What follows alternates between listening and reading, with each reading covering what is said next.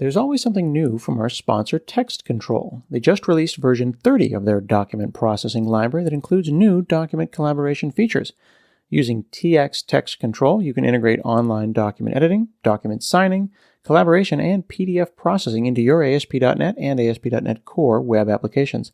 Whether you need to create PDF invoices, quotations, or reports, TX Text Control provides the developer libraries for all document-related tasks.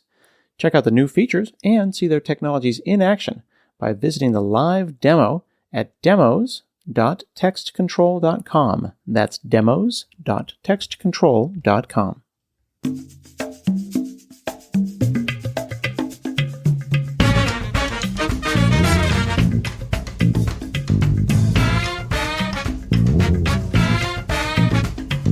Hi, I'm Scott Hansel, and this is another episode of Hansel Minutes. Today I'm talking with Jordan Adler. He's the head of developer engineering at OneSignal, and he heads a number of open source projects and has a deep interest in code generation and code transformation, which is a subject after my own heart. So I'm pretty excited to talk with you today, Jordan. I'm excited too. I'm very passionate about code and code as data. There's a lot of really interesting ways to apply that kind of construct and knowledge. And to me, it's like compilers, but only the fun part. Compilers, but only the fun part. Absolutely. Because I've been having conversations with early in career developers and trying to explain to them the difference between computer science and software engineering, and the science underneath computers versus the practice of developing and shipping software. And code generation and code transformation and all the things in between really has a foot in each side of that. You could look at it from multiple ways, but you're using code generation to make it easier to ship stuff. You're not just doing this for the science and the fun of it. Not just making it easier to ship stuff, but to build new features that wouldn't be available otherwise in our tools and products, but also to do migrations, right? I mean, how many lift and shift kind of migrations have you done? Certainly on these legacy code bases, which I don't know how I feel about the word legacy code base. Every code base is a legacy, but I think there's a really great set of techniques that you can use code generation and code transformation to that goes above and beyond kind of the compilers and transformers kind of stuff transpilers, the stuff that we're used to. Do you think that code generation is one of those tools that you thought would have blown up and become 100% ubiquitous, but just never really popped? Because I feel like not enough people know about it, like know that this is a tool in their toolbox. It's not ubiquitous. So I'm going to challenge you on that. I think it is ubiquitous. I think people are using it all the time without even knowing. There it is.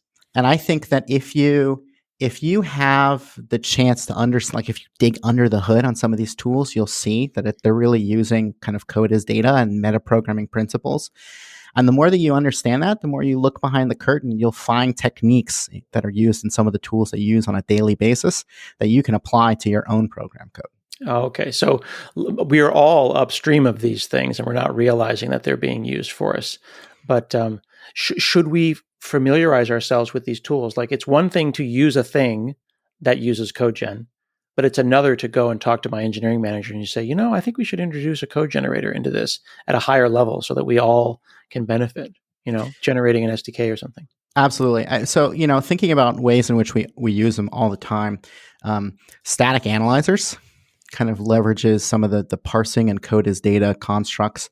I'm talking code analysis tools that don't actually run the code, they just read them, like Roslyn in the kind of C# world, or Rubocop in the Ruby world, which looks, for style or formatting changes, but also for bugs, right? Lots of foot guns abound. And if you can find where those are before you deploy them, you're going to be better off. There's also dynamic analyzers like Valgrind or gprof, profilers that run the code, and they leverage awareness of the program code. They're code aware program analysis. And so they're using a lot of these metaprogramming techniques as well. Of course, you've got compilers and transpilers, which are basically, convert program code to machine code or into a different flavor of program code. And then there's the, JavaScript bundling, tree shaking, or maybe symbol stripping on the kind of more traditional binary world of development, where you take machine code and you modify it and transform it in some way, often, again, code aware. But you can use code modifiers and code transformers in many meaningful ways, kind of above and beyond these tools that already exist. Hmm.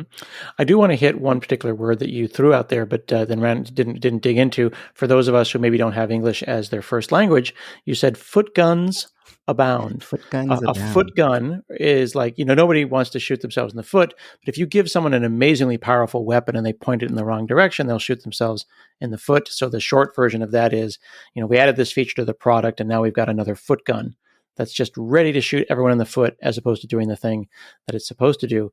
Do you think sometimes that code generation can end up shooting people in the foot because they don't understand how it should fit into their ecosystem? Oh, absolutely. But then you've got, languages like C++ that are super, super powerful, and there's lots of, quote unquote, rookie mistakes that you can be making.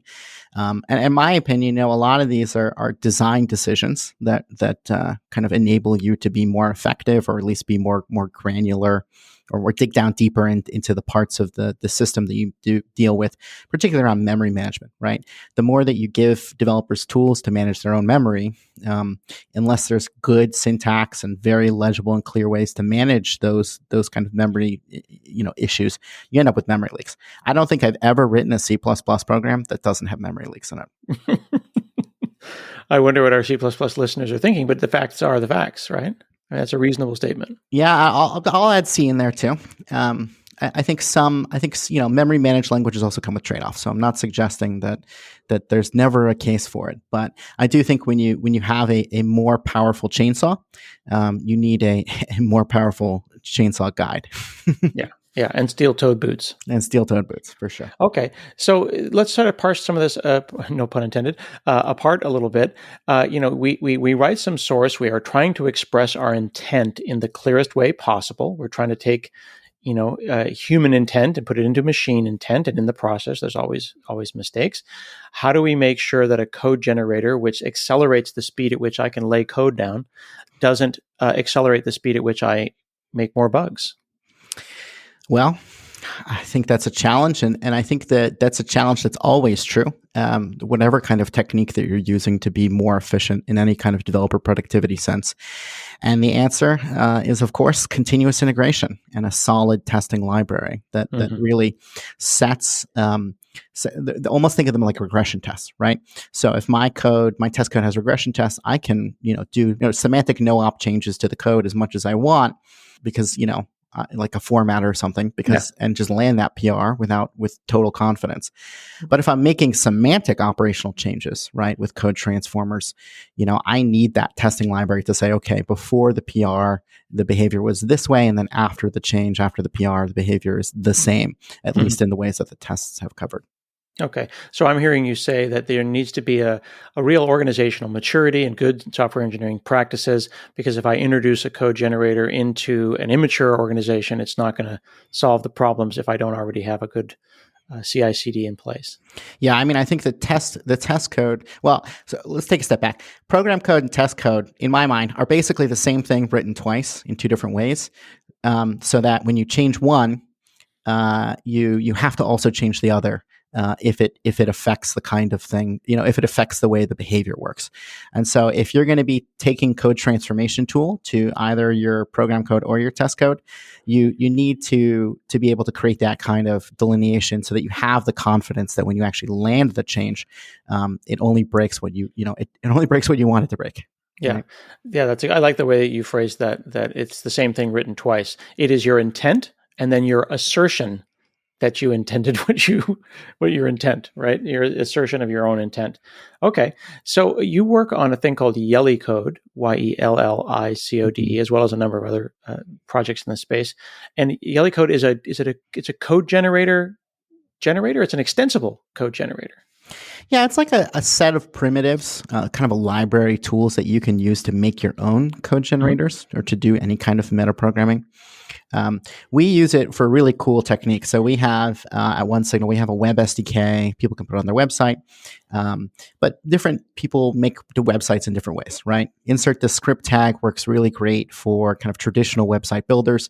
But if you're working on like an Angular code base or React code base, you might want kind of a plugin that feels more native, gives you a higher level point of integration. And so what we do is we use Yellicode, which is this amazing TypeScript-based library. They have lots of tools for C#, so you can do kind of code models in C# and set up an AST in different kinds of languages. So we use TypeScript. And so we use Yellicode to pull in TypeScript code, and we do metaprogramming based off of the objects. So we look at basically function signatures as objects, TypeScript function signatures as objects in code. And then we take, template files, Mustache or something like that, and we just output, specific kind of shims that are really glue code between our existing web SDK and let's say Angular or Vue or something like that. And then we can release that as a Vue-specific SDK. And the benefit of that is, as we change our web SDK, we don't have to change the 3 downstream kind of projects. We just run, the build step, and that propagates down into new SDKs. And the other benefit is we don't have to have 4 code bases. We have 1. So I want to tease apart a couple of things there to make sure that our folks that are maybe early in career who are listening can follow along. You said AST, right? That's an abstract syntax tree. This is like I've heard the term code DOM, the document object model of the browser.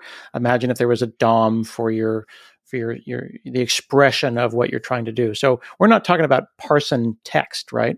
That's going to be hidden from us, and then it's going to express itself in a different format. Yeah, the first step of any kind of compiler or tool is really to parse the text. And there's lots of different ways that you can parse text. And an AST, you can think of it as a data structure that holds code, right? Other kinds of data structures exist. So there's something called concrete syntax trees, which have a little more information around like the white space and maybe comments and things that are like text related that don't usually make it all the way down into machine code. And of course, you can also have text blobs, right? There's lots of different ways to kind of, model a text blob. And so you can have basically a string that's a very long piece of code, maybe even a whole file's worth of code. And so we have another tool, this might be interesting, that we were looking at injecting our SDK into mobile code bases. So if you have an Android code base, iOS code base, maybe React Native, something like that, we want to be able to say, hey, download our CLI, run our CLI. It will insert the SDK for you, set up all the code for you, set up all the infrastructure. And so we went through kind of an iterative development process when we first built this thing. So the prototype used a regex. It said, okay, pull in, if we have to modify this particular file, pull in that whole file into memory as a string, run this regular expression against it to swap out a couple of things, and then print it back out. And that regex approach works well, asterisk, for folks who've used regular expressions before. They know that it can be quite challenging, especially when dealing with something as syntactically complicated as code. And so then we looked at text markers as a kind of a next iterative approach of kind of being more thoughtful about how we manage the text. And so text markers, okay, rather than pulling the whole thing as a file, we chunk it up into words, quote unquote words, atoms.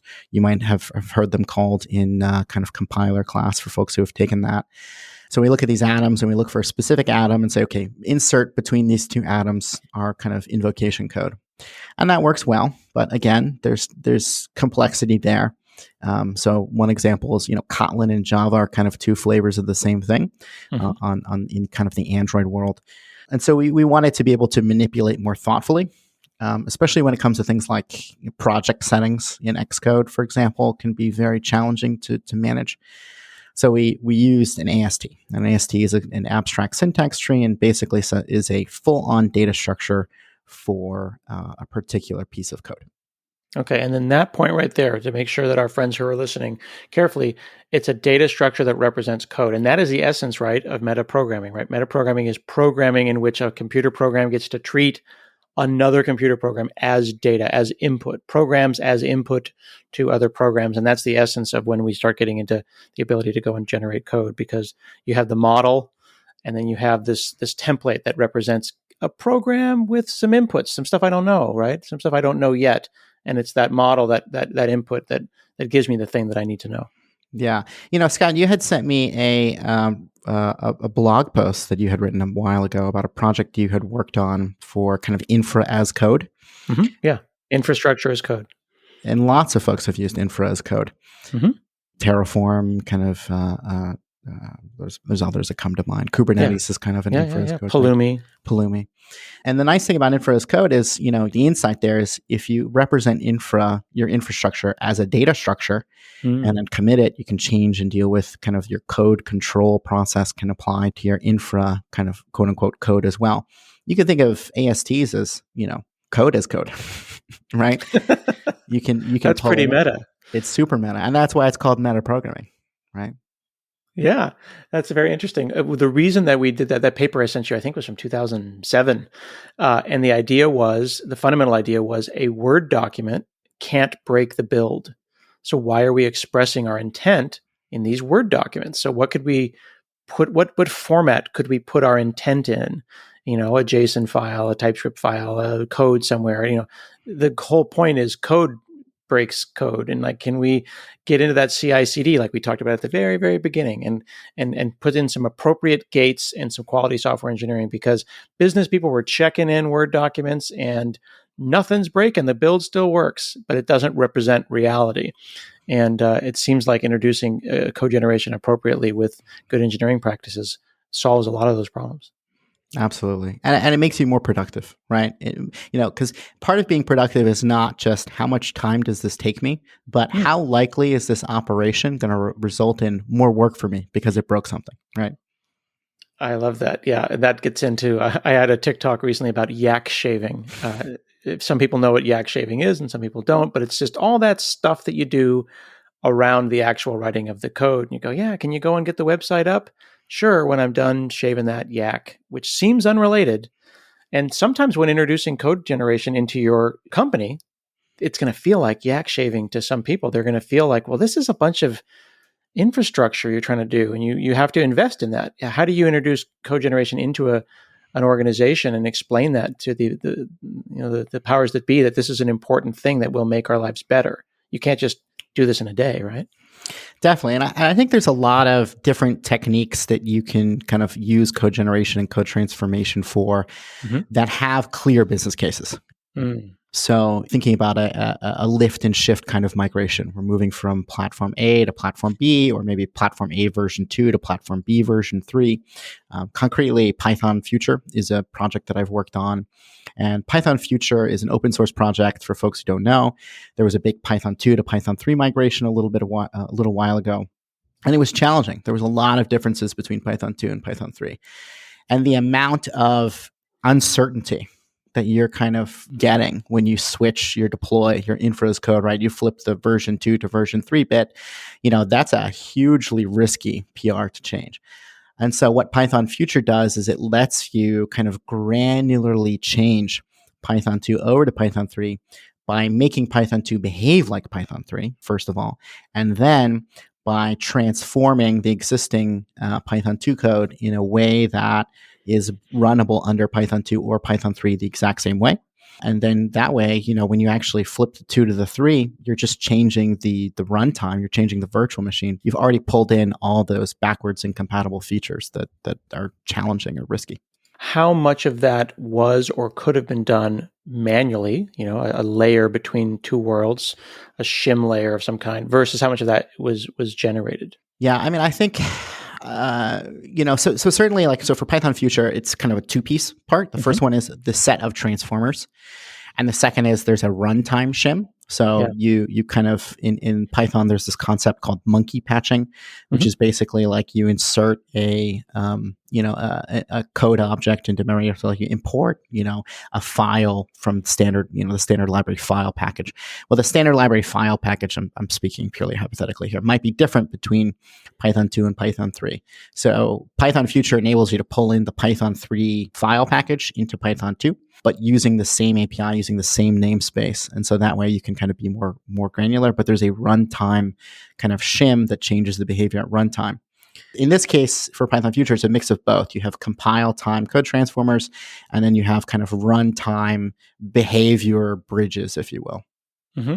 And in using that example of the big major version, the big Python 2 to Python 3 shift, there were other projects that were excited about making that easier. There's 2 to 3 and there's 6 and things like that. But they have kind of different philosophies than what you're doing. Like I have written converters very often time those kind of transformers, converters, transpilers, whatever you want to call, are one way.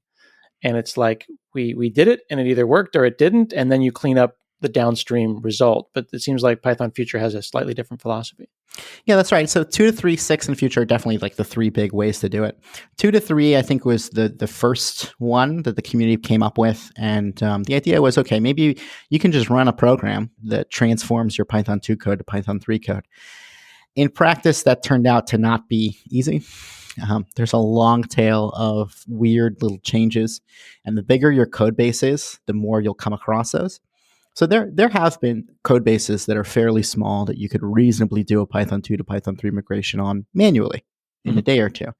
But I was working on this project at Pinterest, which had many hundreds of thousands of lines of code.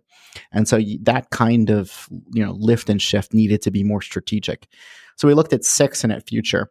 6 is, probably from an engineering perspective, a more clean approach. You're not using monkey patching. You're not transforming code willy-nilly. But what you are doing is you have a lot of if blocks where you're saying, okay, if, my version is 2, then behave this way. And 6 gives you kind of a target to do that. So we thought about using 6 and we decided against it because essentially that, migration would require, instead of inserting, with Future, it's step 1, run these transformers to make Python 2 code be 2 and 3 compatible. Step 2, run it on Python 3, and then step 3, remove all the, Python 2 specific languages or those runtime shims that are no longer necessary because they're basically no ops under Python 3. Mm-hmm. But with 6, your code base is now littered with, if version equals 2, do this, if version equals 3, do that. And then you have to go back in that third step and change them. So we were kind of thinking about what is the end-to-end life cycle of applying this, and they are different philosophies. And I think you could be effective using either one, but you have to think about what is the whole life cycle of this project going to look like? What is the developer pain that's going to be experienced when they have to write, if version equals 2, do this, if version equals 3, do that across the code base for what is essentially going to be months, right? Because there's going to, this is in a very large code base, a migration, a lift and shift like this. Everyone wants to think it takes, a month or 2, but in reality, it takes a year or 2. Mm-hmm. This episode of Hansel Minutes is sponsored by Datadog. Now offering Cloud Security Posture Management, CPSM, Datadog provides one-click compliance posture. With Datadog security monitoring, engineering teams can easily detect malicious activity in real time before it affects their customers. Use out-of-the-box detection rules and detailed observability data in one unified platform to investigate potential security attacks. See it in action by signing up for a free trial and receive a Datadog t-shirt by visiting datadoghq.com/HanselMinutes-security. That's datadoghq.com/HanselMinutes-security. In the conversations that we're having here, I'm hearing generator, I'm hearing compiler, I'm hearing transpiler, I'm hearing transformer. I'm worried that maybe I'm misusing some of these words and that people who are listening might also feel like as they move around and they search for things that they don't understand some of these terms. Can we break down, like, for example, the difference between, let's just start with like a compiler versus a transpiler? We hear that term a lot. Oh, yeah. So compilers convert program code into machine code. So, that's a huge part of any IDE, right? It compiles program code into machine code. GCC is the GNU compiler. Clang is another kind of compiler. LLVM, C# turns into IL. It's right. Going lower level. Lower level. Transpilers convert program code to program code. So, one example would be kind of like TypeScript. Right, TypeScript is a program that converts TypeScript into JavaScript, and so in the end, you end up with program code, but you're working with one kind of program code. And then you can think about code transformers as we're not changing the language that this is being written in; we're just changing the words being used to express it. Right, so you're converting TypeScript to TypeScript, but it's a different the code itself changes within that TypeScript language or environment. Okay. So then if we apply that those definitions and some of the better understanding that we have to something like Python Futures, are we're creating a couple of different things here. We're using a generator to do some things, but there's also a runtime shim layer. Is that a transpiler project, or what would you call that? Ooh, I mean, I think it definitely does transpiling. I think to some extent there's maybe a philosophical question of, is Python 2 and Python 3 the same language? I think a lot of people would have a lot of strong feelings about that, depending on who you ask. Oh yeah, and so the lines definitely get blurred. And I think the more that you dig under the hood, if you've ever actually built a compiler, which is a really fun exercise, by the way. I never went to school. I don't have a formal education. But compiler classes are really big in kind of universities. And I wanted to take one myself just to kind of build that knowledge. And I had a really fun time kind of doing that. And what I learned was, when you turn code into data, you can do all sorts of stuff with that data. And the lines between a compiler, like the magic, that it feels like when you click that little build icon and you result in a binary that you can't really look at as easily, kind of becomes demystified. That's a really great point. Just as like a side thing for us to mention here, a little sidecar. You're right. Like I went to community college and I didn't take a lot of advanced classes till later. So it sounds like you and I have kind of surprisingly similar backgrounds in that. Like I didn't go to a deep school and I didn't start digging into how these things work until later. But there's so many great resources online. Hansel Minute's episode 586. Thorsten Bell actually has a whole thing at interpreterbook.com where he teaches you how to make your own fully working interpreter written in Go for a pretend language. And when I went and took a compiler class, the teacher said, "Welcome to the class. Here's a language I made up." And then you go and make a compiler for that language. And then you get to learn about the differences between compilers and interpreters. And the way I look at it is it's like you've been driving an automatic shift car your whole life. And then now we're going to learn about gear shifts and stuff. And it doesn't mean that I'm going to drive stick for the rest of my life. But now I know that stick shift exists. And it just opens your eyes up and you start seeing things differently. And even though you might be doing text boxes over data in React for your day job, knowing what's deep underneath that is really interesting, isn't it? For sure. And if you're a professional driver, it doesn't matter if your day-to-day rig is an automatic. You want to get better at your craft. You've got to learn how to drive a manual. That's a great point. This is an opportunity for folks to get better at their craft. So then rather than just going and writing a compiler, I'm hearing you say that a good way to kind of get started is to start exploring generative programming and meta programming and getting involved and picking up something like Yellicode. Now, I understand, though, that Yellicode is implemented with TypeScript and Node, but it can do anything in any language, right? Absolutely. And there are lots of tools like Yellicode, right? So Yellicode is just kind of a library for building your own generators. Okay. There are generators out there, like T4 is another one, right? It's a code transformer baked into Visual Studio, which is kind of amazing. There are plenty of tools out there that do code transformation that don't require that you roll yourself kind of new code. Okay. And I understand also that once you've got like a rich model, a rich expression of something as data, like OpenAPI, like Swagger, like, I call it, WSDL for the young people, the web service description language. OpenAPI-generator is another project that you're involved in that can generate whole APIs. You can generate entire SDKs from an OpenAPI spec. That's right. So it's probably worth talking a little bit about IDLs first before we dig into that. And sure. IDLs are interface design language, which is essentially a language that you can use to describe the a particular API. So protocol buffers for folks who've used that, gRPC, Thrift. There's also Avro. I think Apache has this thing called Arrow. Well, and then WSDL, WSDL from many, many years, and then IDL, interface description language from COM, almost 20 years ago. There are many, many ways to express. Here's the header files for the people, right? It's just kind of a shape of the shape of the intent of something, but not actually its actual intent, just the header file. That's right. And so there's this tool called Swagger, which is an IDL. It's been since renamed to OpenAPI, thankfully. I didn't like the Swagger name personally. But OpenAPI is an interface design language interface definition language for REST APIs. And so you basically have a concrete way to describe a REST API, if it's RESTful or, fully REST. Either way, you can define your API in this particular structure. And the really cool thing is there's a whole ecosystem of tooling around what to do when you've done that. So you can have documents like API reference documents generated from that IDL. That's a huge, to me, that's code generation for sure. Oh, that's amazing. Being able to generate documentation, it's magical. It's amazing. And there's also, OpenAPI-generator, which is a tool that we use at OneSignal to produce API client libraries. So you pull, basically it's a Java code base. It pulls in your IDL. And then what it does is it has mustache templates for different languages. So let's say Ruby, Go, C#, Python, and it will just, replace with variables all the different parts of the code that are actually specific to your API so that you can expose your API, its functions, its product models in that language. And there's a lot of really cool things you can do with that above and beyond just giving it to your customers so they can use it. For example, you can take that product model that you've built out with your classes, maybe your bookstore, you have a book class, an author class, and so on.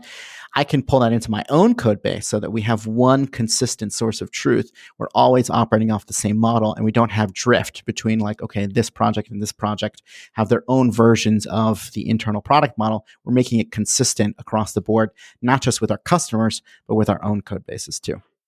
That's really interesting. So there's the verb aspect of things, like here's the shape and a bunch of verbs you can call, a bunch of actions you can take, but then sharing models. How deep would you go? Data transfer objects, view models, like how far into your program could the OpenAPI specification and then the generated SDK go before you would say, all right, now we're going to have our own internal representation of this data? Oh, yeah. And there's, OpenAPI-generator kind of does all this for you. It also does documentation. There's another thing it does. There's a load testing library. So you can actually have it spit out configuration for that load tester. There's so many cool things. Actually, at OneSignal, I'm pleased to announce we'll be doing an ongoing contribution to the open source project starting today. I'm pleased to announce that. Well, that's fantastic. Well, actually, folks can go and learn about OpenAPI-generator. It's openapi-generator.tech. It's up on GitHub at GitHub/OpenAPI-tools. I'm going to include links in the show notes to all of those things. It's a really well-organized project. It can't be overstated, I think. You would agree how many different languages, how many different frameworks. Once you have a really great spec, version 2, version 3 of OpenAPI, you can generate dozens of languages and server stubs and documentation in Markdown and HTML and the format you want. And then even some talk about GraphQL and JMeter and all kinds of things like you mentioned, you can generate as well. Yeah, we talked a bit earlier about how do we prove out the business value of this technique, right? I mean, this is super easy. You have one code base, you have one source of truth, you can produce countless SDKs and client libraries. And when you have to go update them, so the maintenance cost of going in and updating them, if you hand roll your own, that maintenance cost is very high. If you have one source of truth, you've got one place to change and you can update all your SDKs. Okay, so let me ask, we're getting towards the end here, but let me ask a quote unquote controversial question. There has been arguments that an SDK or a client SDK should be somewhat idiomatic. It should be specific. It should be like poetry, like written by a native. So if I generate a Ruby client for my API, it might not be as nice as if someone had written it themselves bespoke. You go and you get a bespoke suit as opposed to one off the rack. Yes or no? What do you think? Oh, that's a tough debate. And it's one we had internally as well when we thought about this. And I think the answer is essentially that it's trade-offs, right? You can roll your own and you will come up with something super idiomatic, or you can use a tool like OpenAPI-generator and what's going to get spit out isn't necessarily super idiomatic. But you do have ways to mitigate the costs on both of those ways, right? So if you were to roll your own, you can easily use your own code transformers to make maintenance costs simpler by modifying SDKs across all your code base. Or you can use an off-the-shelf tool like OpenAPI-generator. Yes, it's not going to spit out the most idiomatic code right away, but you can always change it. And guess what? Because it's open source, you can upstream your changes like we do and make it more idiomatic for everyone else. And that's, to me, a win-win-win. Absolutely fantastic. Well, thank you so much, Jordan Adler, for chatting with me today. Oh, my pleasure. Thanks, Scott. We've been talking with Jordan. He's the head of developer engineering at OneSignal, and we're going to include links to OpenAPI-generator that we mentioned, Yellicode, Python Future, and lots more. This has been another episode of Hansel Minutes, and we'll see you again next week.